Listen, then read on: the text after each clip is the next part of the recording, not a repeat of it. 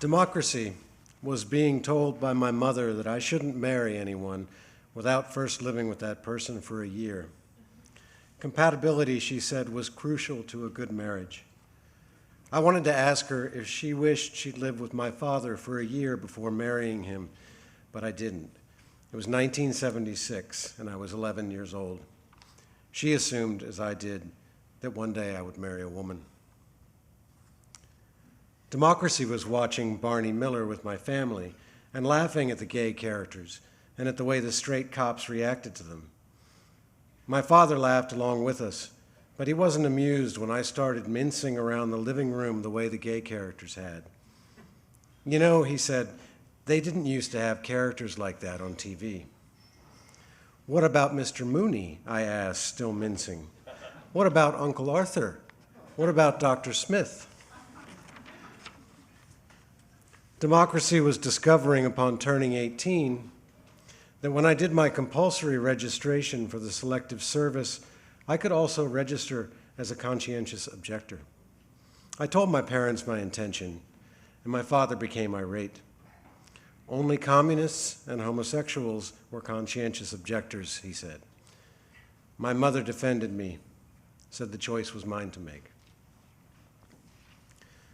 Democracy was cowering with my college boyfriend in his dorm room, while some of the other young men who lived on his floor tried to kick the door in, yelling that they would kill us both if they got the chance. They didn't know us, but had caught on. My boyfriend called the campus police and explained what was happening. The banging and shouting were so loud that he couldn't hear the response on the other end of the line. "Can you repeat that?" he asked.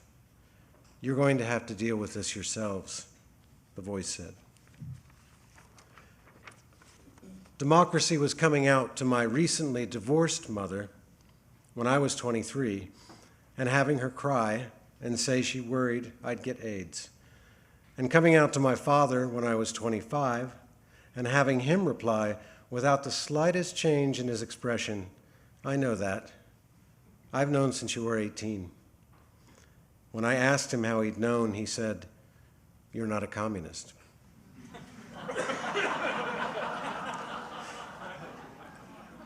Democracy was telling my father 9 years later that I'd been seeing someone named Fred, that it was serious, and that I was in love. "I'm not saying I understand it," my father said, "but I want you to be happy." I thanked him for that. He said, "You're welcome."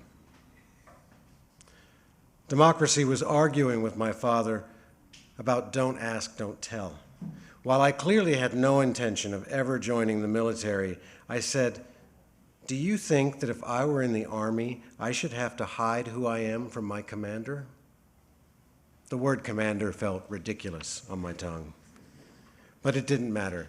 We were having two different conversations. "What I'm saying," he told me, "is I don't think it's healthy to have homosexuals and heterosexuals in combat together." I pointed out that he'd never been in combat. Democracy was one of our last conversations not long before he died. He told me he thought the Defense of Marriage Act was reasonable. "How can you think that?" I said. "I'm your son. It should be left up to the states," he said.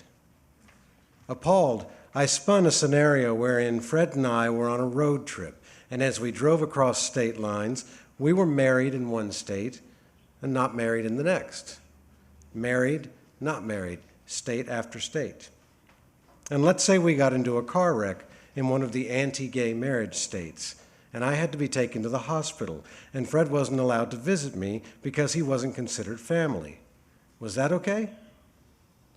"Don't bully me," my father said. "You don't have to drive through those states. Who's holding a gun to your head?" I left the question unanswered.